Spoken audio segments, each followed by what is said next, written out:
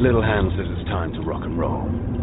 Bring the noise. 5, 4, 3, 2, 1, go. Good evening, folks, and welcome to the E-Tims podcast. My name is Desmond, and tonight I am glad to say so far, hola to Monty C. Burns. Good evening. Hola. Buenas noches, amigos. Oh, fantastico. I understand you're on your tips to the sunnier climes, is it? I am. I'm in the beautiful city of Madrid. First time here, Desi. Technically here scouting a guy by the name of Carlos Protostuni, who plays for Alaves in the Bernabeu tonight. But actually, that's not true. I'm here at work, which is a bit of a shame. Oh, see, if I'd have known you were in Madrid and the Madrid were playing, I could have pulled some strings. You know how I'm friends. We've got friends who are friends with presidents of Madrid and stuff. Wasn't that? I'm sure we'll touch upon that. Some chance meetings in some sort of market somewhere in Soup, something like that. Well, it's funny you mentioned that because Hector Bandido has just joined us. Good evening, Hector. Did you hear Brian Wilson's name getting mentioned there? Good personal friend of mine, Desi. The man who's done more in 3 months in Hector's eyes for Celtic than Mike Nicholson ever has. So he's went from an invisible non-exec to being the driving force behind Celtic unity in the last few months. Who'd have thought we'd ever have said such a thing? If he carries on, he might even win Labour 4 votes in this whole election. One of them won't be mine, actually, but it might be Hector's. You never know. Yes, so welcome, folks. Thank you very much. Ralph Malf was joining us 20 minutes ago when he asked for a 20-minute pause. So we waited for him, and now we're being told we've got to wait for him again. So Ralph Malf may join at some point. We'll let him join us, so we'll see what happens. But we're here. It is the 21st of April, and we've given everyone 48 hours to recover, Hector, from what was. Okay, let's think. Can you think of one word? I'll ask you 2 years. Can you think? I was going to say sensational, right? So I'll claim that word. Can you think of one word to sum up Sunday's game? Roller coaster. Very good, very good. Monty, you can contest if roller coaster had a dash in it. It's up to you, mate. You are the Ronan Keating of the crowd. I say it best when I say nothing at all, Desi. Yeah, thanks. Very good, very good. Comedy. That's how I would sum up Sunday. Comedy. Right. Okay. So we see Ralph Malf is actually trying to connect, and I just saw a device not connecting come up there. Here we go. Let's add him to the stage. Good evening, Ralph. How you doing? You all right? We're very good. This is your perfect timing. So thanks for joining. So we've been joined by Ralph Malf. Ralph, I am looking for one word to describe Sunday's game. We have sensational, we have roller coaster, we have comedy. What would be your suggestion for one word to describe Sunday's game? Different. Different. Well, yeah, there certainly was that. So I do have 8 goals all into the 1 goal. Truly sensational. I was there, Hector. I don't think you managed it this Sunday. Didn't make it. No. Okay, I'll let you know. My brother did take your car parking space, Hector, so it was kept warm for you. Just in case anyone's wondering, Monty did not need to use the car parking space. Some people may recall that Monty stole Hector's car parking space for one of the previous games. But Monty, I believe you were with the corporate Fat Cats. Is that true at Hampden on Sunday? I was deep undercover with the buddies. Had a great chat with Danny Lennon, whose hair is almost as fabulous as mine. And he joked about that in his talk. It was interesting, actually. It was good crack. They're a very sort of bovine bunch. There's no animosity. It was good crack. Bit of chat, bit of banter during the game. And yes, it was nice, and that the halftime pies were salubrious, as you'd expect in Hampden. So let's just get some bare facts at the moment. Who's your favourite St Mirren player of all time? It would have to be Danny Lennon. Okay, who's your favourite current player of St Mirren? Did you not get asked that at the time when you walked in the door? No, thank fuck I didn't get caught for that, because I was trying to remember. But then the big lad scored 2 against us. And tell you what, my younger brother suggested we should fucking buy him. He's better than anything else we have on the books at the minute, apart from Ian Nacho. Well, Well, we've all come to that, but there's so many decent I'm not being derogatory. Decent, I think it's a fair enough word. Decent strikers in the SPL or forwards in the SPL that could have done a great job for us compared to the shambles up front that we have had to field this year. But let's go back to Sunday. So Sunday, I was there. Monty was up in the happy seats. Ralph, you weren't there, weren't you? I didn't see any updates from the Terrier carrier. I thought the game was done and dusted after 5 minutes. Half time, I thought I could have been more, but we're going the right way. And then by full time, I thought, here we go again. I really didn't think we were going to win at full time. Yeah, right. So this before you joined, Ralph, we were having a quick chat before it, and I did that exact sentiment. I was sitting with my daughter at the game, and at 2-2, I know we're getting ahead of ourselves, but at 2-2, I was thinking this Saturday's game at Falkirk with a 5:30 kickoff, it would be like a ghost town because it was not looking too good. But let's go back to the start of the game. Hector, so you're watching it on TV. Roller coaster, very good word for it. I've written here, it was the best of times, the worst of times, Q, the most amazing of times. So, how did you enjoy it? Can we go back to just before the game started and the team announcement? Right? This warning. So, Hector, when I asked before this starting this podcast, is anyone getting to add to the agenda? Hector's first words. Can we talk about this fucking team selection? I believe that was the phrase you used. It's just, you know how if something, you get the odd curveball, right? And you go, right, okay, maybe things like a player playing out of position or somebody from nowhere coming in. But see, when it's every single time we play a game and you scratch your head and go, it was just throwing darts at a board, right? And the ones that land, the 11 players get picked. And it's predominantly the midfield and really up front. And you looked at it, and this is when I really struggle with it. And you know how pre-match you see a team go, this seems a bit chaotic. And some people take offence to that. Some Celtic fans go, where the fuck are you? You fucking say Martin doesn't know what he's doing. Fucking shut up. Who the fuck are you to question Martin? We're allowed an observation based upon evidence. Forget what Monty says in your chat. What about the people online? Honest to fuck, man. Right? So, looked at it, and you're going, right, okay, so Scales was out, so that, an obvious one. That made sense, right? So the defence, broad speaking, made sense. Midfield, broad terms, maybe one. I won't mention Nygren again, but we will at some point during this conversation. But up front, right, this is where I really, really struggle. So Fanchara's been awful. Awful. We all want to give the guy a chance, but he's had quite a few chances now, right? And he struggles to control a ball. Because he struggles to control it, struggles to pass it, and his scoring record is just abysmal. He's been starting. He then doesn't start. Not okay, cool with that. He's not even on the fucking bench. He must be injured. He wasn't injured. So Adamu, who's been nowhere, Adamu's on the bench, and you're going, that doesn't make sense. But anyway, hold on. We're coming to the biggest bit, right? Tuneki. So Tuneki hasn't kicked a ball for how long? Does anybody know how long? When's the last time he kicked? I genuinely can't remember. So not only has he not kicked a ball, he's not actually kicked a ball. He's even going the pitch. He starts, and you go, so hold on, why is he starting? He's not even got a game the last few weeks, even 20 minutes here, there, and everywhere. So for me, that whole scattergun approach we've all been talking about, right? To me, that simplified where we are as a club. And I really struggle because Martin O'Neill is a fucking clever man. Sean Maloney's nobody's fool. So what's going on? They're making these... Are they really... They're throwing everything at it to try and somehow come across a fit that works. Is that where they are right now? They're going, look, we've tried that, and that. We'll put him in there now.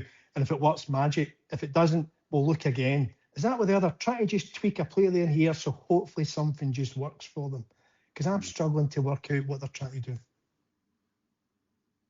Go on ahead, Ralph. I have a theory on it, but Ralph, I'm interested in Ralph's. Theory as well. Like O'Neill is kind of the face of the club just now. He does the press conference. He does the post-match review. If we somehow salvage this season, all the credit is going to go to him.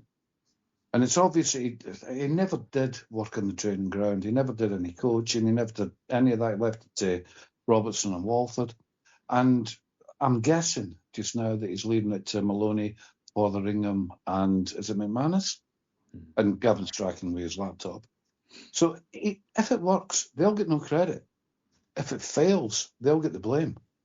Because O'Neill's got the credit in the bank where he's untouchable.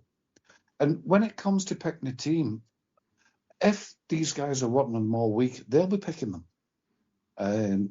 But to go back to Taneki, the point of the game on Sunday, I just thought, oh, God, why do we bother? Was when Ralston hit that pass to him. And he tried to trap it and it went under his foot. And that's a guy that's not been playing. He shouldn't be playing. See my point, sorry, Ralph. My point. You can tell I was despairing. My bigger, and this is so you guys are coming right, but this is the real crux of it. So Celtic being so disjointed, being kind, right? If we get one good half of football, that seems to be a limitation in games. Trying to get one good half, right? We've not strung anything more than that really together, right? And it's, for me, the team look as if they don't really know each other. See, if you're changing all the time, how can you build continuity and understanding in certain positions? If you don't keep a consistent, bar injury, bar suspension, we get that. But that's not always the case, right? How can you build cohesion where you've got a front three who might know where one's making a run and one's coming short, one finds space? You know, you build that relationship across the team. If you change every week, 2-3 positions every week, I don't see how you get. You're making it more difficult for yourself. I just would like us to have a bit of consistency in that. And do you know what I think's happened? And I'm jumping ahead myself, but I'll just finish on this.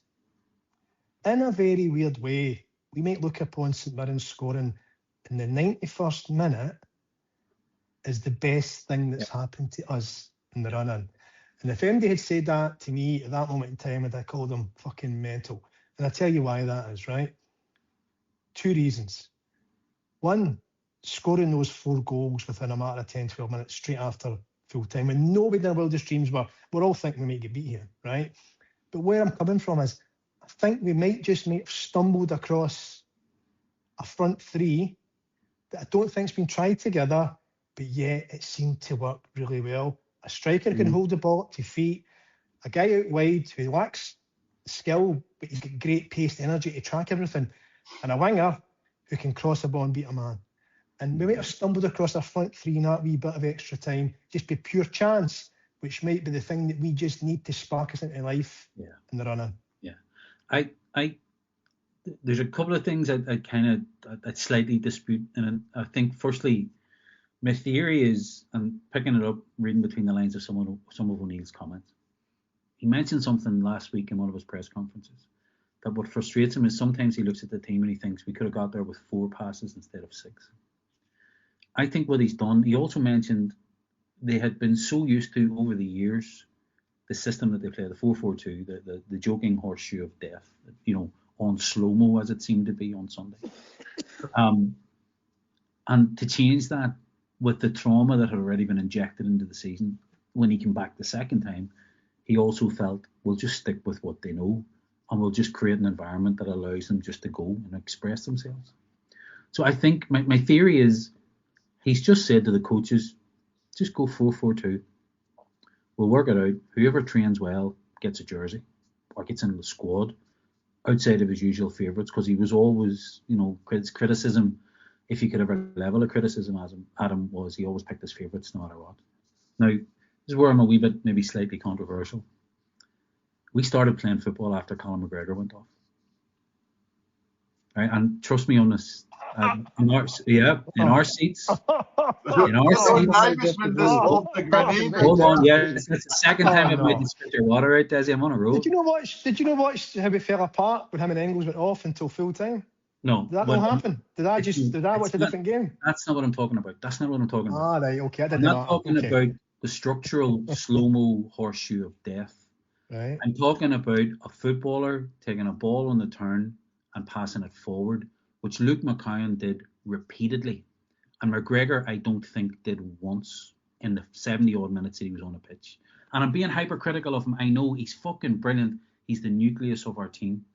But I'm telling you, watching that from our comfortable seats on the halfway line, the amount of times that he could have opened up play simply by opening his body and making a simple enough for him pass slightly forward, he didn't do it.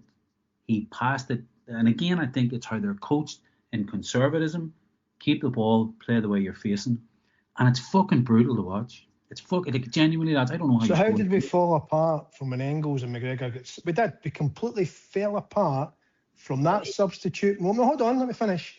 From that dual substitute moment, was it 70 minutes, 72 minutes? Wait a minute. Okay, I did. And St Before you Mirren jump totally, let me ask. St Mirren totally took over the game. Took over. They didn't just get the odd fleeting attack. Don't let me finish, right? I'm holding it back. Right, no, right. They completely took over. They were the dominant team, not just in terms of a fleeting attack, which these teams always do, or a long throw, or a set piece. They totally dominated until they equalised. And I hate to say it, we're all probably thinking the same thing. There's only one team going to win this year. It's St Mirren. So Right. that was just noticeable immediately. But then we have a different view of the second half of that game. In fact, we have a different view of the majority of that game. For the majority of that game, not only were we fucking shite, St Mirren were better than us. They bullied us all over the pitch. And I'm telling you, Hector, I'm not being hypercritical. I love them. I think you'll have to watch the game again, Monty. I think you were drinking with the St Mirren fans too. I promise you, I hadn't gone native. I promise you, I didn't. We were. Did they have Super? Look, sorry, just before you come off, the amount of times that we attempted to play a ball out at the back, where we nearly got a better team would have caught us twice. That's not coaching. That's on-field decisions and a tempo set by your midfield, effectively. You look at how they fucking bullied us. They had a number 7 in midfield, whose name I didn't get. Big athletic guy. I think he came on at the same time as McGregor and Engels went off. And he took control. I don't disagree, Hector. We got really progressively worse. But I'm telling you, we've started... No, you're wrong. You're completely wrong. I respectfully think they're talking shite. But anyway, I think you should just... I know the same.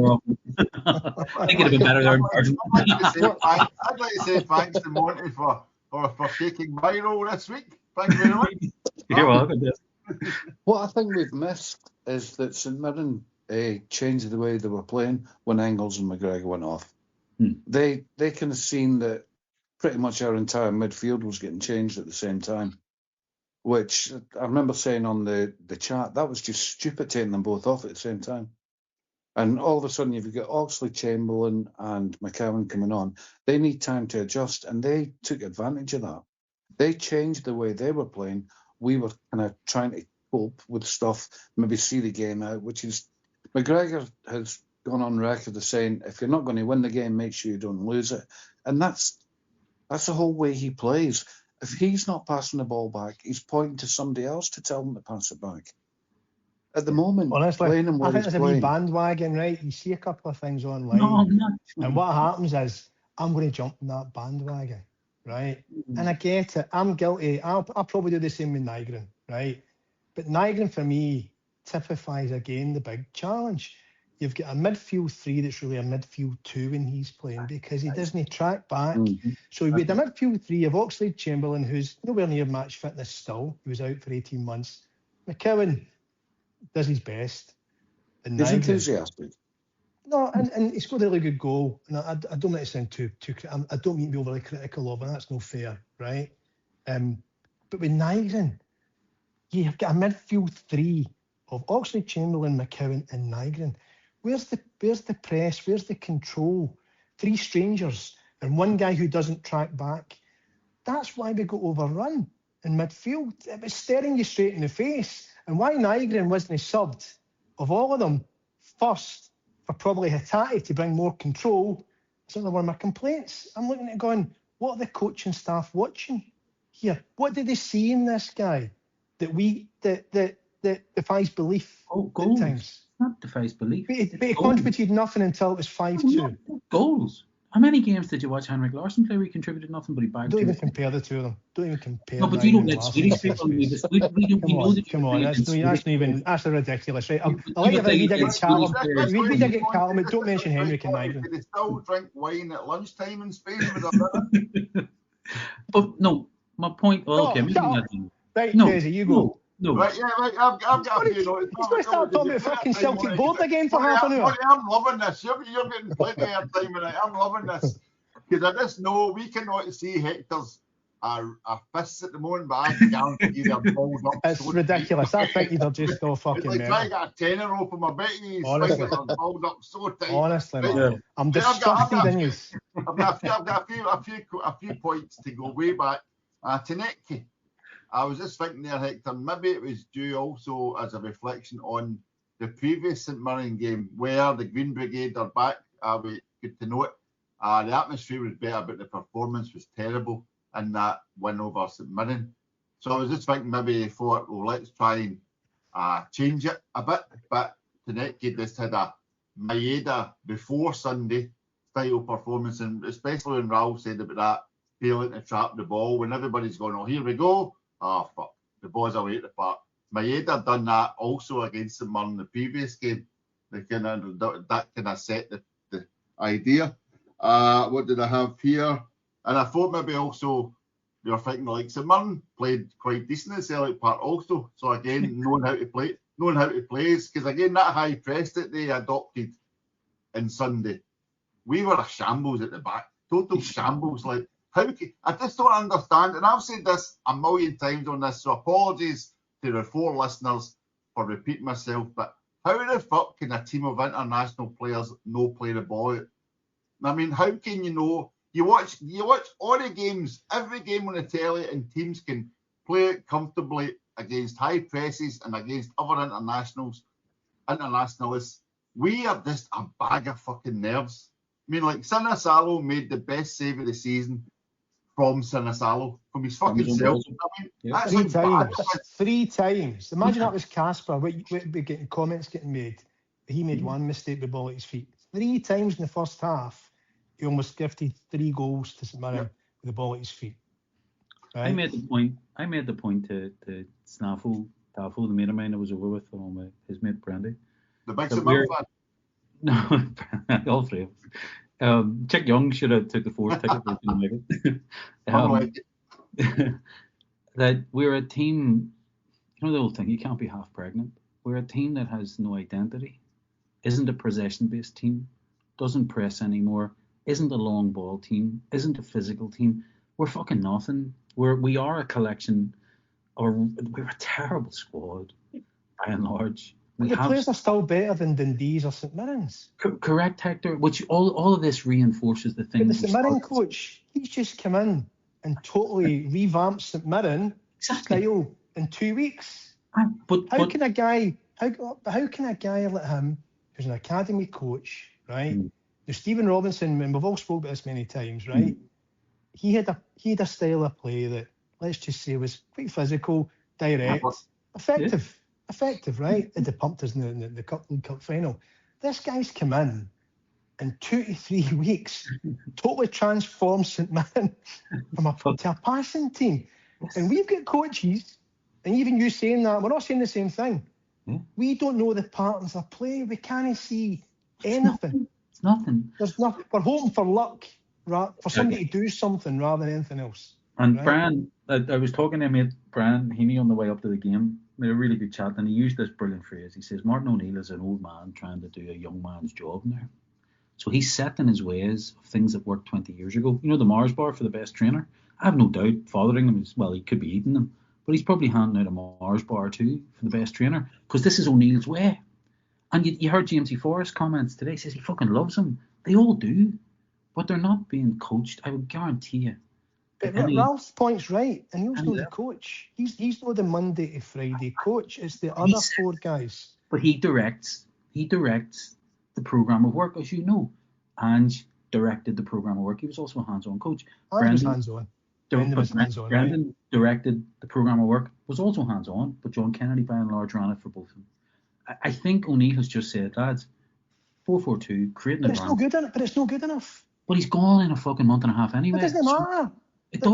We're a professional outfit. We're a professional outfit. That's also, I think that's, see that line there, he's gone in 6 weeks, so to speak. I think that's also the cloud that hangs over everything. Because the club's not committed, or looking at their options, we've got all the rumours, however it could be. The club's not committed, there's no manager committed, the players are not committed. Plus, you'll get the World Cup on the horizon for a few of them. So suddenly, as you say, half pregnant, half in the door, half out the door, right? So there's that whole kind of hesitation feeling, and that's the way the team are playing. Hesitant within themselves, but we keep. I was speaking to a guy in the work the other day, and he says, it's funny, innit, but you just think maybe this time we'll turn the corner.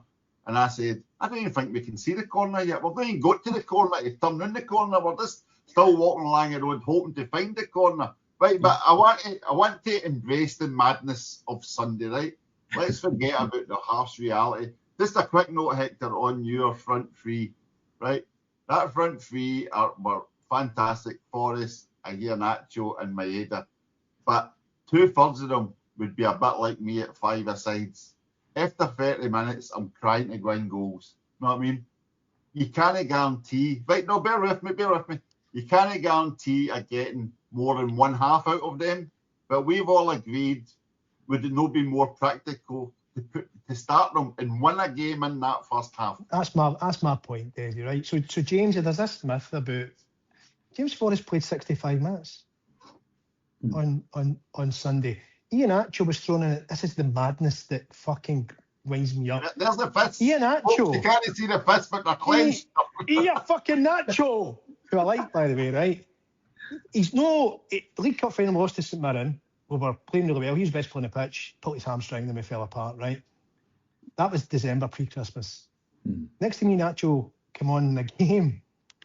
Keep me right here. I started the game. Was at Tannadice on the beach at Tannadice. Now, a guy's got hamstring issues twice this season, right? Here's a fucking idea. Why don't we start him? He's first started 4 months on the pitch at Tannadice. Looks like a fucking sand dune. That sounds great, Martin. Sounds great, Sean. Let's fucking do it, right?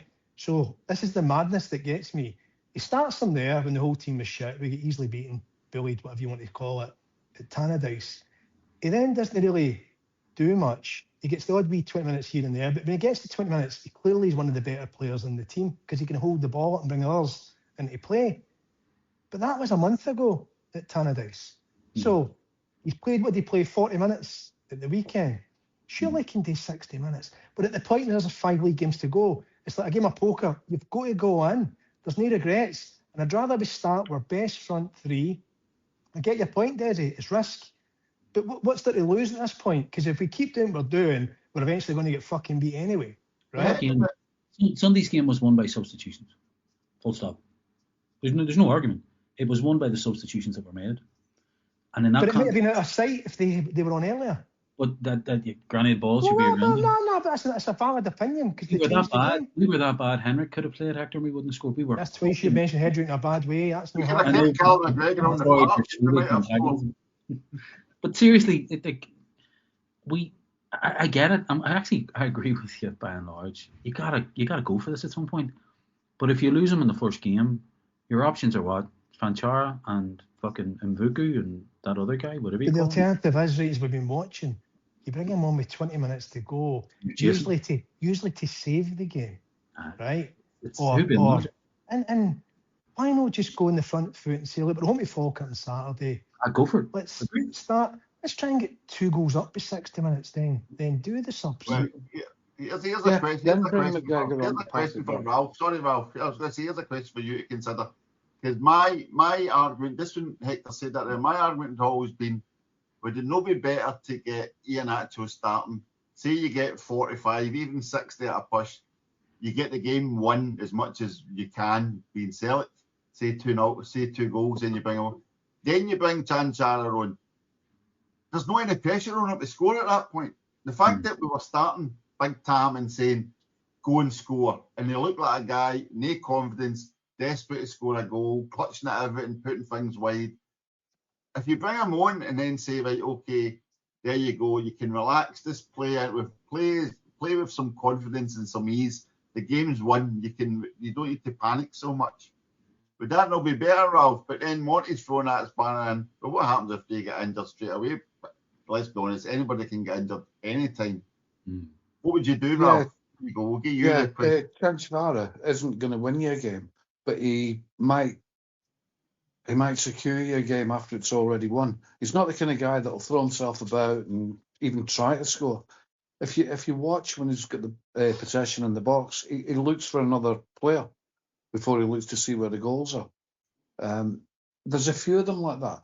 But if we could get in front, that's when I would bring McGregor into the game, because he'll control it and he'll not lose it from that angle most of the time. So it's like a game of poker. Just throw everything at the wall and see what happens. Like in reality, it can't be any worse than what it is now. In reality, O'Neill, he was famous for sticking to his favourites, sticking to his formation. Just now, it's like, we'll see what happens, and that's not going to win. That's not the way forward. Will Scales come back in on Saturday? Scales will start on Saturday, guaranteed. But he deserves to start on Saturday. Thanks for telling my thunder there. Yes. Do you think it's a debate? I don't think he does. I think he's part of the issue because he takes 10 touches to walk. Let me do my point, right? He takes 10 touches to walk out of defence, to slow the game down. It's not even a job. And play it to whoever's out. And if we play a high line, he's got no pace. So how many games have we lost with Scales and Trusty at the back since we've managed to claw our way back into one? Dundee United away? Who are you playing instead of Scales, by the way? Arthur or Murray? No, Scales and Trusty. I would play one of the two with Trusty. A right-footed, left-footed central defensive, but that's what I would have.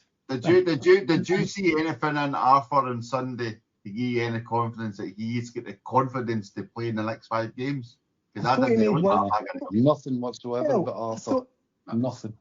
I thought he made one mistake, one main mistake in the second half, but Trusty made more than one mistake in the game. Sinisalo made several. What I'm saying, Desi, is nothing's perfect. None of them, and ideally would be Celtic starting players, right? But I'd rather have a right and left-footed balance with pace. Scales, 2 left-footed players, and Scales is like pulling he's like pulling a big cart behind him. Let's forget, right? It's like, so we all know that the quality is not there. Carter Vickers isn't there, etc., etc. But Monty, I'm signing with Monty here. But let's never forget that you were the guy that always hated Carol Starfelt, even though him and Carter Vickers had an Swedish thing. Hated no one. At the hated back. No one, Desi. You changed the reason. You moved on for him to Rio, but I'll let that go. Oh, but, can I say, Carl Starfelt's better than anything we've got to know. The difference between Trusty, Scales, and Arthur, right? And you might disagree with this.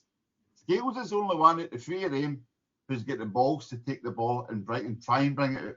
I know he shouldn't be the guy to do that. You know he shouldn't be the guy to do that. But the other two have not got the balls to bring a ball. No. You're missing the point, Desi. You're missing the point. And this is where you need to go back, right, and watch the replays or watch the highlights, right? Opposition managers, coaches have us in such. They want Scales to have the fucking ball. It's like when Carter Vickers was starting, right? You close him down. If Scales is the partner, the weakest player takes the ball. And that's what teams are coached to do against us. Get Scales on the ball because it'll take him 10 seconds to move 10 metres with the ball at his feet. Right, so listen to what you're saying. Listen to what you're saying, right? Listen to what you're saying and then put that in the ears of Martin O'Neill and Sean Maloney. Why have Celtic not devised a system to bypass Liam Scales? Mind we used to chip it out to Lustig. I mean, like, this is the things that annoy us idiots who don't know anything about football. We can all see Scales will make a mistake. Trusty and Arthur, they will not take the ball to actually confuse the opposition by saying Scales is meant to have it. Or if we cover him, why does Sinisalo not chip it wide into the space for a channel? Or why do we not go long? Why do we not play a Ian Nacho for the start so he can hold the ball up? This is like coming back to your So original rant. Sinisalo did that. Well, hold on. But Sinisalo, who we've criticised for the 3 fuck-ups, but the first half again, particularly the first half, he got roasted at half-time with Rio because he was rid of the ball straight away the second half. But the first half, the amount of times that Sinisalo actually did that very thing, there was a pattern there, was to play the ball to striker's feet at the halfway line. And many times they put old Daizen did it just fucking bounce off him. 50p foot. Right. So Daizen can't control the ball, which we all know is his weakness. But here's a guy called Ian Nacho who plays that kind of striker position, right? And see, one of his strengths, believe it or not, is taking the ball into his feet. Comedy. Right. Let's go back to embracing the madness here. Right, Ralph. Right, okay. Who do I start with? We'll start with Ralph. Ralph, I've got a quiz. I've got an 8-goal quiz tonight. Ralph, 6-2 games. Whose goal was quickest? Chris Sutton against Rangers or Daizen Maeda against St Mirren? I got a lot of feedback there. Could you repeat the question? Okay, I can. Okay, 6-2 games. Whose goal was quickest? Was it Chris Sutton against Rangers or was it Daizen Maeda against St Mirren? That is a hell of a question. Okay. I would go for Maeda, I think, because there was more build up to Sutton's goal. Okay, Chris Sutton scored in 57 seconds. Daizen Maeda scored in 51 seconds. So well done, Ralph. You're 1-0 up. 1-0 up. Actually, just to let everyone know, Hector's went started watching the TV rather than talk to us. I could just see him with the TV remote. No, I've got the football on. I hope you're watching St Johnstone. Our cup final opponents. I'm doing a bit of scouting, right? They're playing St Johnstone. St Johnstone win the night they're in the Premier League. St Johnstone to win the league, isn't they? Okay, right. So I was going to say, right, so Maeda. I've got here, Ralph. Let's talk about Daizen Maeda. Did someone plug Maeda into charge overnight? Because it was the Maeda of old that we haven't seen for so long. Maybe he's just happy playing centre forward. That might be all it is. Sure, he scored 30-odd goals last season, and they've played him everywhere else this season under 3 or 4 different managers. Just let the guy do what he wants. He's the best chance we've got of scoring goals, or at least creating goals for somebody else. Because Cascarino, or whatever his name is, he's not going to do it. No, I think we're all agreed, and I'm still laughing because I was doing it the pit side near the subs, and when I saw Adamu, I was just laughing, and I'm just kind of going, what is? Honest to God, Hector, you're not alone, because we're all flabbergasted at times of when we see these selections and try to guess how it's going to work out. But it's very, very strange. Do you know what's bugging me, Desi? What's bugging me? Everything's fucking bugging me. Do you know what's bugging me, right? What's bugging me? What's bugging me is there appears to be this thing where Martin O'Neill's untouchable. He can't be criticised. And I'm not buying it. I'm sorry. I'm just not buying it. Because the quality of play we've got and the coaching style, we should be doing far, far better. Patterns of play, there's nothing. And what really grinds my gears, the first time he came in, pre-Christmas, right? It was broadly the same players. But it was better. We went to Feyenoord and won 3-1. He had a system. I think he played Daizen as striker, Rio off Daizen. Because remember the first goal in Feyenoord was at Daizen again, pressed the keeper, Rio kind of put the ball in the net. He did that. We beat somebody 4-0, went Easter Road 1-2-1, and there was patterns there. And he slightly tweaked it, right? We beat Rangers in the League Cup semi-final 3-1, and we played them off the park, especially the first half. And this is where I really struggle, and I think, why the fuck have we gone back the way? We've really gone back the way. Right? You forget the when he picked it up the first time. My theory, we picked it up the first time. It was a system that was already well ingrained and defined, and as you say, tweaked it. Just go forward a wee bit more. Don't be afraid. Let's launch the odd one long, turn them around, put them under pressure that way.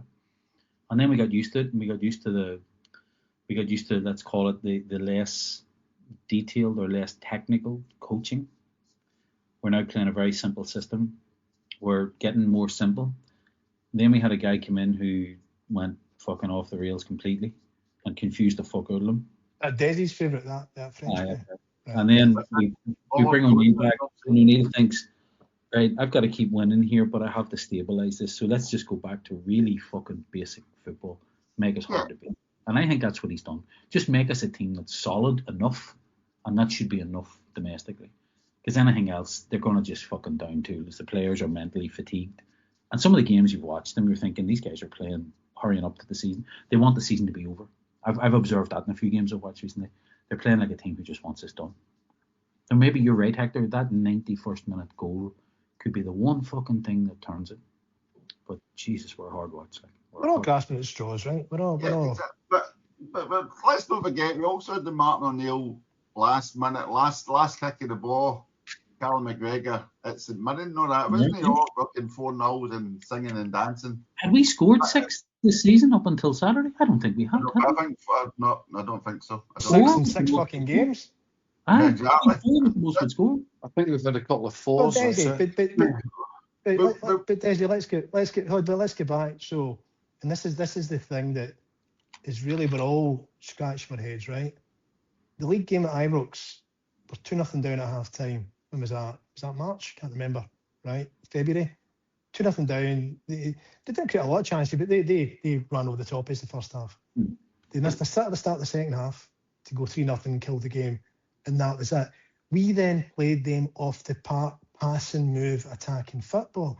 This is the confusing thing. We went to Ibrox, hardest place to visit, getting pumped 2-0, and we totally played them off the pitch. So the ability, the patterns of play, the system, the formation, the talent's there. Why are we not, that wasn't that long ago. Why are we not getting more? Exactly. Right. Okay, we'll talk about getting more, right? Okay, a wee question for you, Hector. Wee question for you before I come to the next point for you. Which eight goal fest happened on the 19th of the 10th, 1957? Oh, Hampden in the sun. Correct. Well done. Celtic 7. Ralph was a ball boy that game, wasn't he, Ralph? He was outside saying, watch your horse and cart, sir. Bring me right now, Hector. Okay, next one for you then. I've just got here Super Tony Ralston. What a finish. Man in the match, you think, for Sunday? Who's that for? For you, Hector. He gets so much criticism. A lot of it is very valid, but a lot of it's the usual people jumping the bandwagon and they're picking a player, and Ralston's the guy that gets it. But it's always good to see a guy like that, especially his finish was outstanding. But I thought his overall defensive play, he was solid. And bear in mind, he's not played a lot, and he gave it 120 odd minutes. So yeah, I thought he would merit him and Maeda. I thought with the two for the full 120 minutes that stood out. But I thought Ralston, I would give him the wee nudge for that. I think he would merit that. If you're future Celtic manager Steve Clarke, do you take him to the World Cup? It depends. Who's the other right backs? Hickey's back Hickey and also. Patterson are just Hickey in particular. If it's two right backs, is it Patterson? Patterson's getting more his game. He's more athletic, right, up and down the pitch. But if you want a stronger defender, it's Ralston. Yeah. So knowing Clarke as we do, I think you might take Ralston's the backup to Hickey. Hickey's a fabulous player, but he struggles with injuries a wee bit. I think the last couple of years. It's been quite funny. I don't know if any of you have been watching the Ollie McBurney. The man who will not join a huddle has been playing superbly for Hull in the championship this season. Apparently Steve Clarke's phoned him and says, no, I've got my favourites. I prefer my favourites. I'm just going to go with the guys who aren't actually scoring this year. I'm just going to take them to the World Cup. And you just think, honestly, I'm not any fan of Ollie McBurney whatsoever. But if you're getting 20 goal events or whatever in this season, surely you should be going, I must be ahead of that guy who's got 4. No, it's just mental. But it'll just be the same. But we may come to the World Cup either tonight or another time, because we're looking forward to hearing Hector's plans. Right, Monty. The next question I think might be you might be a bit young for it, so I'm going to give you the choice of 3, 4, or 5. What one you want? 4. 4.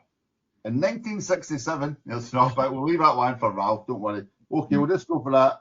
The 4-4 game against Rangers back in the day. Can you name the Celtic scorers?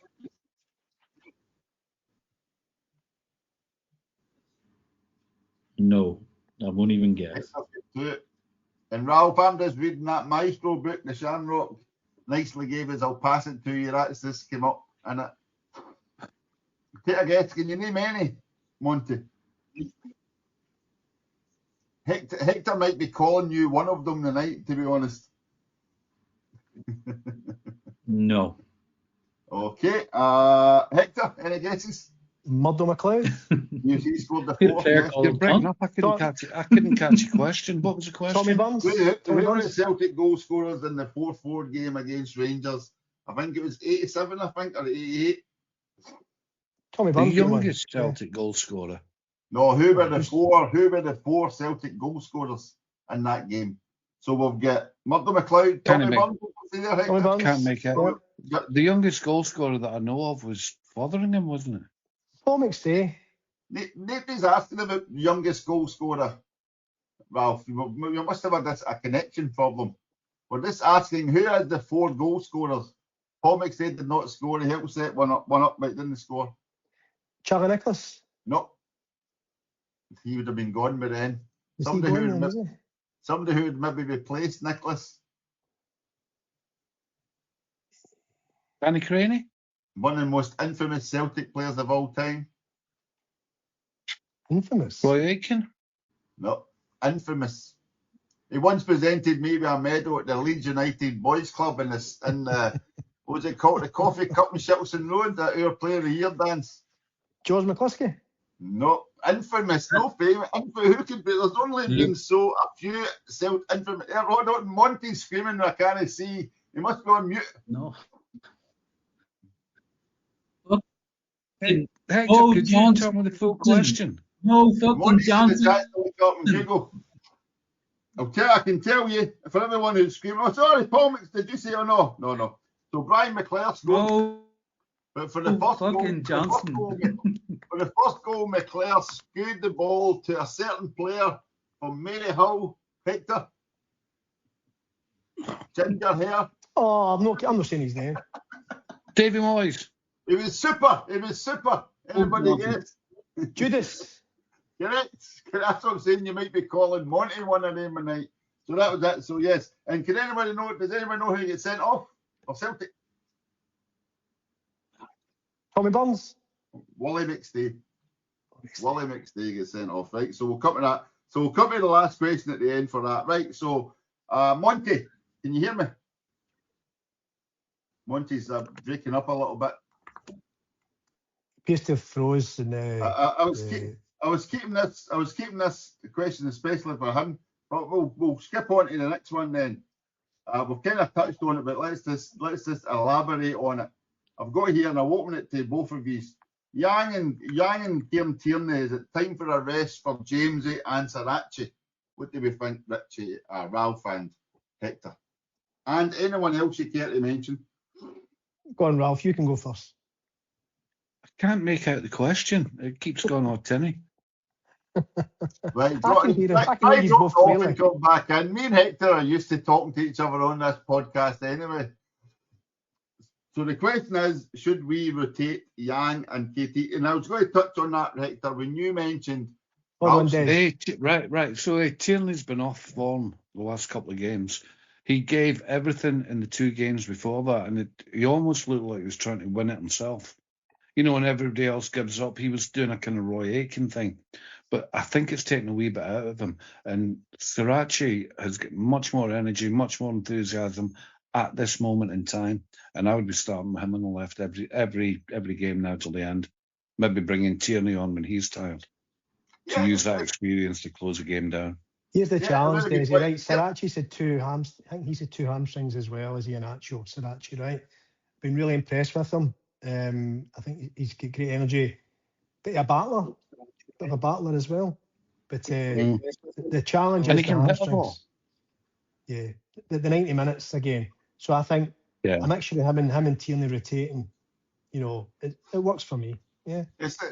So it was the Ralston and Forrest on the right. Again, you've got that cover. You've got that solidity. Plus, you've got people getting up the park. Ralston maybe knows so much. But Sarachi knew that Arello is away. But at least Sarachi can overlap and try and Tierney's just stopping at the 60-yard line now. He put in a nice cross the other day, but he's no overlapping anybody. He's no bypassing anybody. He's not taking defenders away. No, I'm not having a go at him. It's just the way the game is at the moment. But as Ralph mentioned, he's played a lot of football, and he even played, I think, like 90 minutes for Scotland recently for some fucking reason. Who knows why that happened? But it's just, I think, they should do it. Monty, can you hear me? Yeah, I got you now, Right, Desi. Can you hear me? What's your thoughts, especially touching on the Martin O'Neill favourites thing? And again, this is another question. Callum McGregor having an injury recently, and he still starts. And is it a case of they're just saying, what do you feel? Yeah, I'm all right. I want to play. On you go. Rather than saying, no, the numbers tell us, no, your oxygen levels are incorrect. No, like that. What do you think, Monty? Is it just a case of just go with the generals to try and get us over that line? I do think that's O'Neill's philosophy, Desi. I do think that's the way he's approaching it. And then I think the other side of it that we've debated there around Ian Nacho and Ian Nacho starting, I think again that's that old school sort of thinking. It's not how you start, it's how you finish. And I think we're stuck with that. It's just the way it's going to be until he goes all in. Now, would you go all in against Falkirk knowing that you've got, Hibs away and then Rangers? You're not going to go all in against Falkirk. He might go all in. I think Hibs away is the second game, isn't it? And then we've Rangers at home. There's a week between games, though, right? Yeah, but if you pick up an injury, especially a soft tissue injury, you're gone. That's you out for the remaining games this season. I think he's going to frustrate you even more come Saturday. He'd probably start Big Tom, or maybe Adamu if he's trained well, and go again. But coming in from the cold. The secret weapon. Fucking hell. I think you touched on something there about soft tissue injuries and so on and so forth. We've got long-term injured players. We also seem to have a few kind of short-term injuries, like a wee knock here, a wee knock there, but we're still playing them. Yeah. We really, over the summer, not only do we need to look at the entire coaching setup, I think we need to look at the medical setup as well. Yeah, I'm always kind of suspicious of players that are out for a long time because it's very often a reason away from football that's doing that. I think clearly, and that's very, very unusual. Yeah, we've had a lot, Ralph, and I think clearly the three biggest impacts to us, Carter Vickers, Johnson, and Jota, they're serious injuries. I mean, Jota, you got to be questioning now. That's a year and a bit. I think young fella's career could be in jeopardy. I think his career was finished 6 months ago. Something obviously was different when he was in Saudi Arabia, and he's come back over here. He's playing at an entirely different pace, an entirely different level, and it seemed to be too much for him. Now, he took a bad one at Tannadice. It doesn't really happen with injured players to let them rest. His knee. That's no. But it's a bad injury. And that's what I'm saying. It's a year and like no 18 months year and injury, what quarter. Well, but we're no medical experts, right? Well, I twisted my knee. I was fine the next day. But you were having a fag at the time. That doesn't count. But I think Desi, I caught the tail end of he was talking about Sriracha there when it broke off. Again, I think Sriracha was one of the reasons why we started playing attacking better football, because there's an outlet and an overlapping outlet. And I think it goes back to that same mentality thing. Again, just a theory. O'Neill has set us up just to be hard to beat. Pattern. He used to have a gap in Thompson's outlets. But that's when he played five across the middle. Not planning anything because it doesn't look like an O'Neill team. But that's when he played a 3-5-2, Ralph. He could play a 3-5-2, and he had that ability. He's obviously looked at our wingers and went, they can't do what I need them to do as wingbacks. Ironically, we would have got that under Wilfred if we'd have stuck about for a bit longer. Thompson was never a sprinter. A gap was. Thompson could cross the ball. Sriracha can cross the ball, so can Tierney. Yeah. But Tierney obviously hasn't got the pace. Yeah, but he's sit back. So again, if O'Neill was here for 2 or 3 years, he would be trying to build something. But like we said earlier, he's here for a few more weeks, and that'll be that. Yeah. And hopefully he leaves with a statue built and we've done a double. Actually, could we get the statue to play in midfield? A bit more mobility. Get the statue to replace McGregor. There you go. Careful now. Before I came on to my right, Ralph, a question for you. Question for you, Ralph. 1967, Celtic took part in 2 5-3 games against 2 Scottish teams. One in the League Cup quarter-final, a team from Glasgow, and one in the Scottish Cup final before they went to Buenos Aires. Can you name those teams? One's a Glasgow team, one's a Scottish team. Clyde? Nope. Any guesses? Queen's Park? Correct. Well done, Queen's Park. We beat Queen's Park 5-3, and then the Scottish Cup final. Who did we beat in 19? Oh, I've got 67, but it might have been the 67 season. I didn't I thought we investigate beat that. Aberdeen. Aberdeen, was it not that? No, quite close to Aberdeen.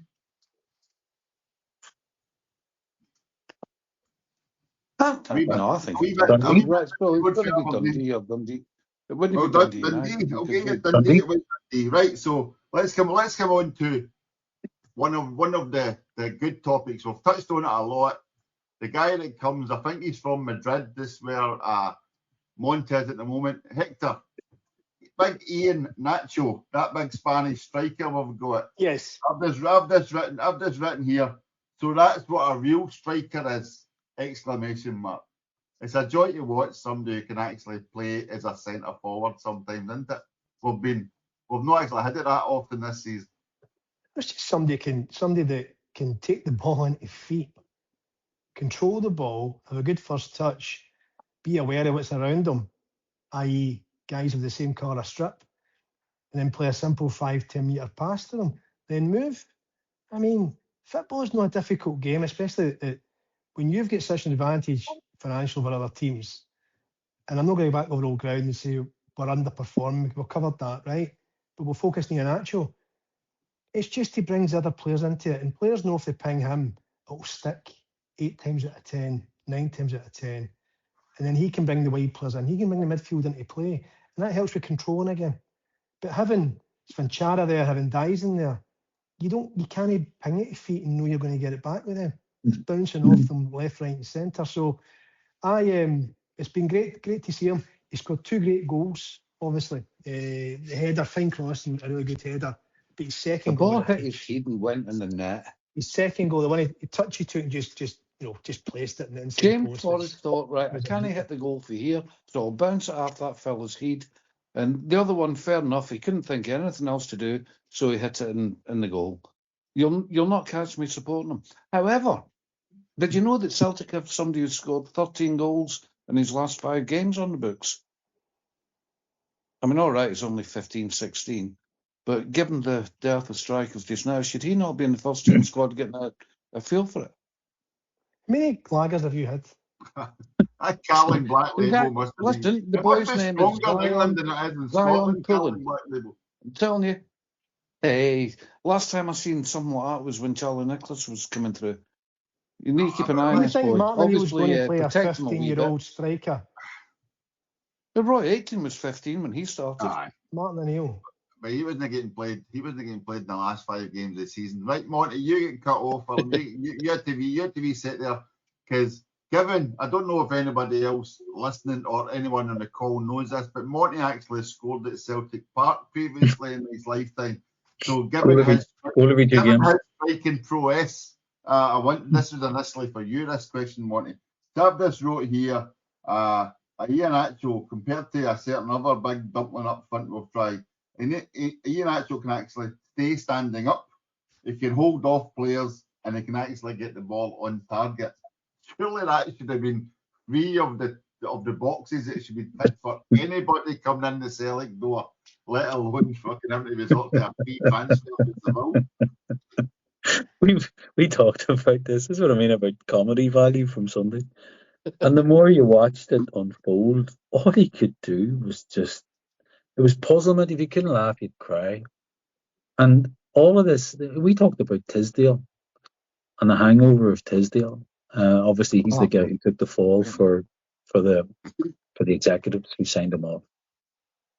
But we are possibly in the worst recruitment period of our existence since Stuart Slater, Gary Gillespie, fucking Thingy Payton, and all of that blokes that came in under Brady. Like, I can't think. I know we joked about it, and I said we had a good window, But everything's fucking relative. It depends on what state the window is in the first place. We are like, and one other thing, just sorry, I know I'm rambling a bit. In the programme, I think Celtic had 33 players listed. And we went down through it. I think there's 8 that you would either keep or will be here next season. We're about to start again. That's what I'm saying. If O'Neill goes, this is a miracle maker. But I was up in the city, as you know, a couple of weeks ago, and I was talking to a few people. Most of them were covered in urine and they'd been drinking, but the transfer policy. What's families like, eh? Came across. I know, it's terrible. The transfer policy was not based upon the players we needed for the team. No. It was kind of money ball, as in buying low, which is a club lot easier to do with defenders and midfielders. And strikers you can't do it with because they need to be at a certain level. So you need to spend more on them. Apparently that's why we ended up with so many wingers, because you get a bigger and better return on them. I'm not entirely convinced, but if we're buying players based on what we can sell them for instead of what they can do for the team, then we are in an almighty shit show. But I think all that changes, Ralph. I'm sure we'll talk about it as it becomes obvious who's going to come in along with Steve Clark as his backroom team. Scott Brown. Like there's a vision of the future that either terrifies you or completely nullifies your joy. But that's probably what we're looking at. But why I bring that up is you would hope that there's lessons learned and that we establish an identity and we do the things that I wrote about and we talked about with Bruges. We're doing the same thing and expecting a different result. And we've done it for 20 years and won something like 16 titles in those 20 years, Ralph. That's the problem. Okay, Mr. Nicholson. The people in control think it's working. They think it's working. Eventually, it's kind of a hit and hope thing. Eventually, it'll fail. And when it fails quite spectacularly, as we're seeing this season. I think that's what we're looking at. If we're going to do this numbers route, then you can't beat the numbers that say you have won 16 out of 20 or whatever. And even with each reset, we then went on to win another couple at least after that. So if we are saying, okay, at this point in time, it's 2026, lads, a show of hands, who wants to win the next 16 titles out of 20? Yeah. Would that make sense? What you want to roll? You want to take your chances? What do you want to do? Who's saying no? Yeah, who's saying no? Yeah. I think realistically, given my age, I'll just settle for one at a time. Right, so but that prompts me for a question for Hector that I hadn't considered. Martin O'Neill's recent press conference. James Forrest, another year's contract. Given the fact that you have named yourself James Forrest in your chat tonight, Hector. In an ideal world, you know the answer, right? The answer is no. But Monty's point, if we're going to have an absolute enormous clear out for the right reason this summer, you need to keep some experienced players, homegrown players, Scottish players, even for Europe. So, would it make sense to give him a 1 year deal? Because he's obviously taking a cut in wages every time he takes one, right? He's no stupid. Then I suppose in that context, yes. But if we're saying, look, you want to have 22 quality players, would he be kept? The answer's no. But it's Celtic, isn't it? So they'll probably give him a 3-year contract. So the talk was McCann and Scales were going to be offered extended deals. So they're clearly seen as senior/Celtic players, and they also have the Scottish angle, or I think Scales qualifies for it on the basis of naturalisation or something. I don't know. And here's one, and I'm half joking about Clark, but Clark to me feels like the obvious next step for Celtic, because I think what you'll end up with then is a Scottish nucleus-based squad and the end of the money bullshit. I couldn't go and watch it. I was only joking when I said Jack Hendry was a future Celtic captain. But I'm serious. What I mean, Hector, by it feels like the obvious. It's not my choice. It would not be my choice. I don't think it would be any of our choices. But you have an international manager who can't take his international team any further. He's got used to the Euros. He's got to do the World Cup. He leaves on a high. He knows the league. He's clearly capable of setting up a team not to get beat when they're the underdogs. And he's clearly capable of setting up a team to win when they're expected to win. And if you're like, Nicholson's going to fucking survive this. It's galling to think, but that fucking weasel's going to survive this. So if you're him, you are doing everything as fucking solid and conservative as possible, because if this happens again, you're definitely going. The Desmond could not protect anymore. So if you have a choice, slow and steady, Clark, a punt for 16 out of the next 20, because you'll probably pick up 4 under him over the next 6 years. Or do you try a complete rebuild and an identity that I think Nancy was the first attempt at, that they fucked it up so bad? You build a football playing identity and you hire the players, the Bruce, the Bodo. I'd be 10 miles down the road to Motherwell and I'd say to Askew, here's a 3-year contract, give us an identity that relates to being a Celtic supporter, how the club play. Steve Clark is more a Rangers style, historical style of play, which is stop the opposition playing, suffer them, win a 1-0 grind it out result. That's no Celtic. I agree. No, but you asked the question. For me, Askew's staring us straight in the face, right? He's right next to us. He's demonstrated he can coach players. Right? That's my opinion. No, that's interesting, because we were originally meant to have this podcast last week, and I've got my notes, but the 6-2 games overshadowed it. I've got my notes for the agenda I had for last week, and I've got here, Motherwell falling away, has the manager missed his chance? And I've got here, like, we'll get Keane, Martinez, Clark, brackets, next manager favourite. You know what I mean? So that way, we did have it on the notes. I think Hector and I, let's be honest, Hector, you and I were open to the Clark idea previously. I'm not saying now. I know now. Was wrong. Hands up was wrong. Couldn't you watch it? No. Couldn't you watch him? No. But it's what we have at the minute, watchable, Hector. But there's a question. No, it's like fucking watching Steve Clark's team. Name a more exciting game than Scotland versus Denmark. Pretty much You've any given other one one. game. Let me pick another one in 20 games he's managed. That could be the corner he's wanted to turn. He's a like Brazil 1970. I'm just saying. I think Monty's got a very good point. I think you're all missing somebody that might come back into the frame. But from a board perspective, and again, it depends. His life's in London, his family's in London, I believe. Really want, but again, Celtic can promise him European football, so that's another challenge for him. Never managed European football. I think in the back of a 6-2 win, we're trying to be a bit positive in the podcast, right? We're being positive. You dragged it down. We're being positive. That's positive. That's 16 out of the next 20 titles and nothing changing. Let's think positive. Stevie Clark and Callum McGregor. We'll never try to score a goal again. Well, a question for you. Try no ramble. Question for you. The split. Celtic last game at home against Hearts. Is it a Fenian hand conspiracy?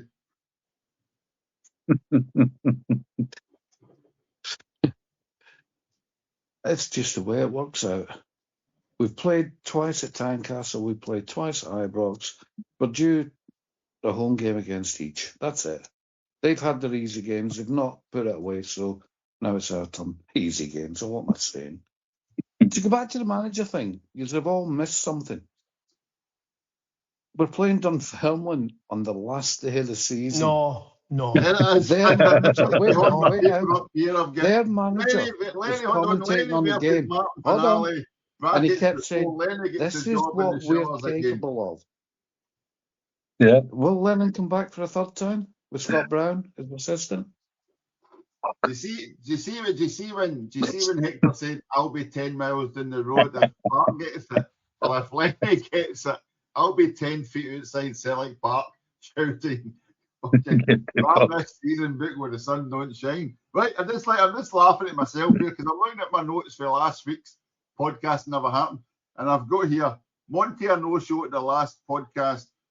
Sadly, the business operations director job has gone, Monty. But there's a new non-executive director role with Tom Allison stepping away after 25 years service. I love how they claimed it was service. So, interesting taking that up there, Monty.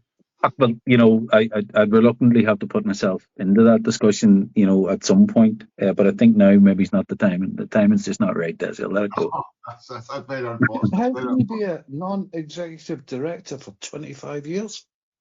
That's nonsense. Partly quite easily at Celtic Park, to be honest. Right, and I've also got in my notes. Here's one for you, Hector. Who should have been vetted more, Peter Mandelson or Mark Hargreaves?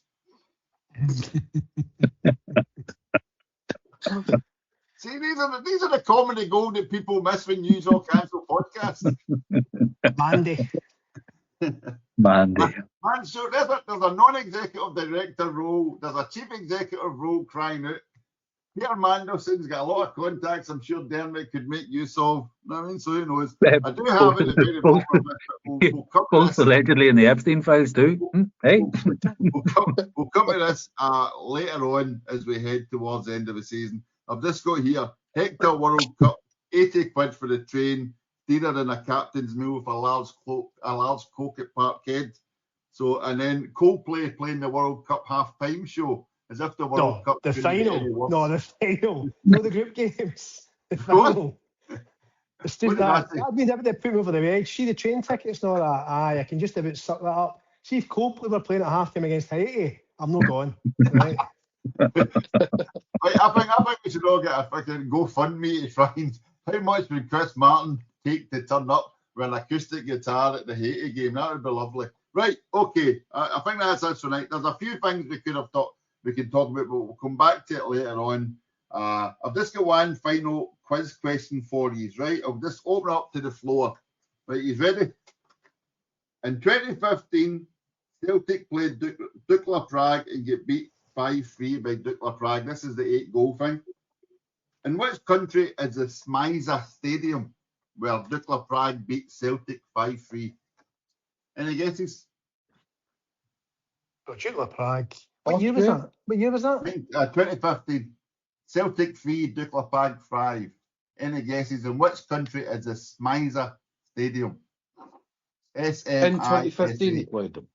2015. Andorra? Nope. Austria? Nope. United States. Hopefully the four listeners at home have had a good idea. The Smiza Stadium, S-M-I-S-A. Ralph, any guesses? The United States of Canada, maybe?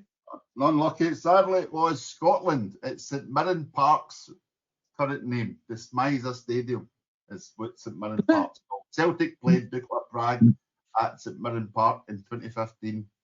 I don't know why. Was it a friendly? A pre-season friendly, but 5-3. Can I ask you a final question? McGregor, no. We're about to get into the split, right? This is the crux, right? So, 5 games to go. Falkirk on Saturday, right? Let's get around the houses. Prediction: Celtic Falkirk. Let's start with you, Desi. 4-0. Who for? I think it'll be another 4-0. I watched Falkirk get beat with Dunfermline. They won not very much, and again that's a right boot in the balls to missing a cup final. I think there's a good chance if we can take some of that energy in, the enthusiasm. I'm going for 4-0. Hopefully Duracell Daizen turns up. Right. Okay, Monty. My heart wants to say 5-0, but it'll be 1-0. Hold on. Who team, Monty? Given the way you've been Celtic. Days. Ralph. I'm going to take that 15 minutes or so from Sunday and transfer it to this weekend. I think they've already beaten Falkirk 4-0. They've got nothing to play for now. Their season's done. The top 6, they'll be happy with that. I think a 4 or 5-0. And it's about bloody time as well. I'm going to go for 2-0. So we're all predicting Celtic to win. And we're all saying clean sheets as well. Well, game number 1. Let's come back to Hector. No. Okay. Game number 2. Away to Hibs the week after. Desi, prediction. I think that'll be a 2-1. I think 2-1 win. I'm hoping for a 2-1 win. Right, Monty. We'll draw. Fucking honest to God. No, that's Can you what we just want clarify, honesty. when you say we, are you meaning Hibs or are you meaning Celtic? Because we don't know anymore. Ralph, what are you going for Easter Road? Again, if we get this is kind of tied into the game against Well, you said Falkirk. you took us to If beat we Sing win- with 5-0, no, so wait, they must be right, flying by the time we go Easter Road. Right. If we've beaten Falkirk heavily, we'll beat Hibs heavily as well. But right, so you So think we'll beat again, Hibs? I'll go for another 4 goals. 4-1 Okay. maybe. I think we'll scrape a 2-1 win at Easter Did Road. you say 4-1 there? Uh-huh. I'll go Right. for another 4 goals. All right, okay, I'll let you after that one. So okay. I'm going with Daisy. I think we'll scrape the skin of our teeth. We'll beat Right. Hibs 2-1 at Easter Road, right? Game number 3, home to Rangers. Daisy. 2-0. 2-0. 2-0. Honestly, they're rotten. I don't care what you say. I'm not saying that they're not, but Oh, I know you're yeah. laughing, but they're rotten, mate. I don't care what Rangers and they're fucking Falkirk. I don't know how that Falkirk game happened like that. That was just mental.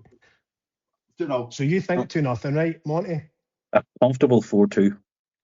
2-2. That's a bit left field, that, a 4-2. Right, Celtic. okay. And Ralph? Well, Rangers will be, by that point, again, out of everything. They'll be disappointed because Tavernier's got a new contract. So a tidy 3-1. 3-1. I'm going to go for 1 each. Okay. Oh, is that fence sore when you're sitting on it there? I've got 1 each in that one. Okay. I hope Ralph's right. Prior to that, I've got 1 each. Game number 4, Daisy, away to Motherwell. Oh, that's your favourite team, isn't it? I'll go for a mental 3-2 victory. For who? To Celtic, of course. I'm no Why? Monty. It's no Monty you're talking to. Another 4-2 to Celtic. Ralph? This is the trick. Do Hearts play Rangers that day? No. No, we played. They'll No, play is the that week already before. done? That's already Hearts. dusted. Yeah. That's already done. Second game. Right. So this will be the nervous one.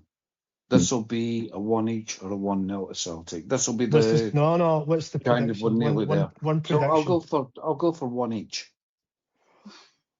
1 each, right? And then we come to the final league game of the season, Celtic Park. Daisy? I was just about to say there we could be the first team ever to win the split, 5 games in the split. So that'll not happen. I think we'll let Hearts win so that they're guaranteed second. So I'll go for that. 1-0 to Hearts. We won the league already by then. Is that? We get 4 wins. Are you saying that'll be us champions after game 4? I'm just throwing it out there because I just love that to be a scenario. I think that would be. Imagine that was a scenario whereby even a draw would guarantee that we would win a league and they would come second. Could you imagine that everybody just passing it back like that wee meme you get with the Simpsons football? That would just be the most beautiful thing. 90 minutes of us just all clapping each other. That would be wonderful. So I'll go for 1 each and we win the league. I don't think we'll win the 5. We'll beat them 2-0 to win the league. And actually, we will beat them to win the league. Okay, so sorry, They will Monty, finish second. on that, Monty, at which point does Derek McInnes spontaneously combust? Which minute do you think? It'll be the week before when we overtake them by a point going into the last game. Due to a disputed VAR decision. One that they'll give it. Kevin Clancy will be the VAR, and Padraig Pearce will be the referee. Ian Connolly will be the line, and Jerry Adams will be the assistant VAR, and McInnes will just explode. What are you going for, Ralph? Ralph, Celtic Hearts. What are you going for? This should be the one where we need just a draw to take the league, and we'll convincingly win something like 3 or 4-0. That little bit I've seen in the game on Sunday tells me they can still do it. If O'Neill has still got the ability to install that confidence into players, then the next 5 games will be a breeze. And I think that if we've not won it the day before, it'll be against Hearts. Right, I think we'll be Hearts. I think we'll be Hearts. A convincing showpiece, vintage Ange Postecoglou type performance. So based upon these 5 predictions, then, right? This is what I wanted to ask you. So Desi, you've got Celtic winning the league. Yes. Right. Ralph, you've got Celtic winning the league. Yeah, and to add to that, we're one stupid result away from a treble, or at least still being looking for a treble. You know, with the St Mirren Cup final. That game should have been won. Monty, have you got Celtic winning the league? Going into that last game, a point ahead is where I think we will be, because we can afford one more slip. And I think the slip will come away to Hibs. I don't think it'll be away to Motherwell. We'll horse them. And I just give us that extra bit at Celtic Park now, Hector. So yes, I do believe we'll win. I don't know, and I'm basing it upon us drawing 1 each with Rangers at home. I need them to drop points at Tynecastle, which I think is very much possible. The Tynecastle draw. Possibly, they've got 3 away games. They beat Falk at the last game of the season easily. Motherwell away. They've got Motherwell at home and Hibs at home. So Hearts away. I'd need them. Hopefully I'm wrong and we beat them. Back to Falkirk in the last game of the season. They're at Falkirk. I think they're done. They'll beat them. The Huns and Hearts drawing on the same day that we draw with Hibs, I think, is the key. I think then we overtake the Huns by beating them, and we overtake. We play Hibs the day before. Sorry, and I think that's the key. I think that's the swing fixture. I don't think it'll be Motherwell away. I think we've got too much for Motherwell, even in our current poor existence.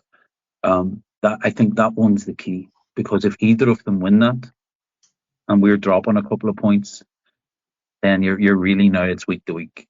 But I do think, Hector, that's the one that gives us the 1 point advantage going over Hearts, because Hearts will get beat again before we play them. I think Hearts will get beaten. More points against Hearts will drop. Teams and, yeah, somebody else will beat Hearts or draw with Hearts. Do you think about the Rangers that win the league? It breaks my heart to think I'd make them need to win the league. They're going to get all the help, exactly. Yeah. But I think somewhere inside their 5 fixtures is the blow up as well, Hector. It's so. Hey, do you know what? I know it's all guessing, but I just thought I'd put it because we've got 5 games. We're about to hit it. We can revisit this as the podcast to the end of the season. Here's our last question. Well, Celtic have this recently posted the player of the season question, the awards, asking for nominations.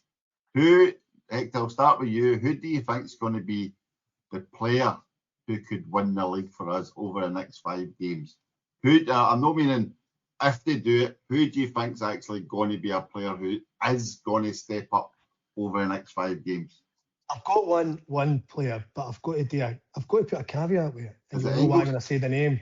Is it Negri? No, it's Ian Nacho. Ian Nacho. If Ian Nacho stays fit, I think he's the game, because it's a striker. It's the one position we've struggled all season. If he can stay fit between now and the end of the season, he's the one player for me that could be the difference for us. We need him to stay fit. See, if he isn't fit, I think we're fucked. Aye, I agree totally. That's why I wouldn't start him against Falkirk, Hector. I wouldn't even start him against Hibs. I would start him against the Huns. He started in the last 3 games. Full stop. I don't rate him. I don't think he's a great striker, but I think he might, if we can get 5 good games out of him, he'll make the difference. No, that's never going to happen. That's never. Just on your question, 2 good games out of him. You're never going to get 5. Just on your question too, Desi, I'd curveball it by saying I think Arnie Engels. I would totally. That's not a curveball, though, is it? That's not. No. He's a cracking player, I think. But he's only back from injury, Hector. He just looked like a really good footballer again on Sunday. He just looked like a decent footballer. I would totally curve it and say Tony Ralston. I think he's your Peter Grant, Roy Aitken style guy. Yeah. Somebody who I think he is. Absolutely. Tony Ralston can fill the gap which currently an injured Callum McGregor's failing to fill. There's a caveat. He's injured, but Tony Ralston's got the heart to maybe drag that team forward. Tierney's not quite going at the moment. McGregor's not quite going to fully fit at the moment. I think somebody like Ralston could be the galvanising. But Ralston won't play next week. How not? He will. Donovan's not fit. Johnston's starting. No. This is where we start to come into character over skill. Yeah, I mean, absolutely. Can you turn up with 5 games to play and shine? That's a lot to put on, Donovan. So then you turn Johnston, and go, no Donovan. No. No Donovan, Johnston. Okay, I'll take a bet with you that we'll not see Johnson before the end of the season. I don't think we'll see I've Johnson. only got my Martin O'Neill's press I conference wouldn't believe a word comments. he says. I'll tell you that. Oh, it's coming out now, Monty. Maybe No, say but that. honestly, it says what has to be said. That's not necessarily the truth. I don't think we'll see In a Johnson. minute, he'll say we need to get Nancy back for the run-in. No, I'm just being honest. Like Martin O'Neill will say what he needs to do to protect the club and the team. But saying he hopes to see Alistair Johnson, he's training with the first team. We hope to see Callum Osmond. It's He said that about Engels, Thursday, 2 weeks ago. He started I'm just training. saying. We hope to I'm see him just saying. back. In my opinion, we will not see Alistair Johnson. That is my opinion. I actually agree with Desi. You'll see him at Motherwell away. Too much to expect. You'll see him broke down the Motherwell away. last time he came in. Tony Ralston on the right could do a kind of. I don't want to compare him to Roy Aitken, but that's the kind of attitude we're needing. Certainly in defence. One good game in 6 months, and suddenly he's going to get into the team. I'm not talking Trust me. So it's like, Ian Nacho, are you going to start Johnson, or are you going to start to try and bring him on with 30 minutes to go, and then 45, and then a 60?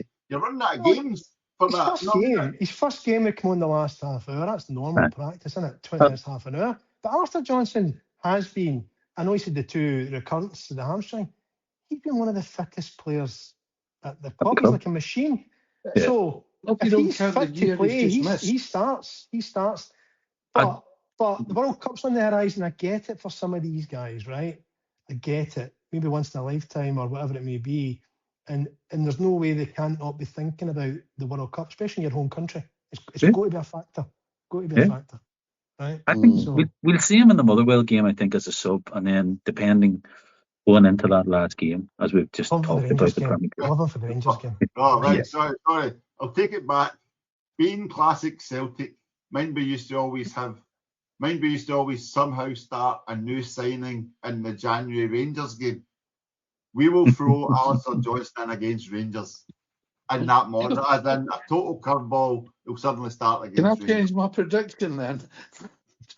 We did that in his debut at Ibrox straight after World Cup. Exactly. And they played him. We brought him on at left back, and he was outstanding. Right.